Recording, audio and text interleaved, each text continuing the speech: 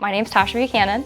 I am an HR generalist here at Therma-Tru. I support our third shift team in fiberglass. You get exposed to working with a lot of different types of associates. We have a co-op program, so we're constantly bringing in somebody that's currently in college.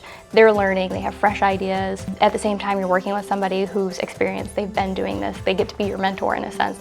You know, as a woman in manufacturing, sometimes you're like, I don't really know if I should raise my hand and get involved in that. It's encouraged here. If I want to learn more about production or I want to get involved in some finance things and understand the business holistically, I'm encouraged to do so, and I have a lot of folks around me that are willing to support me. Come in and see what it looks like. We can all talk about manufacturing, and at the end of the day, we know we've built something, but it's different here. At the end of the day, this entire team of 50, 100, 1,000 people came together to make this product. And when you boil it down, it's made in one place, it's hand painted in one place, and that's here.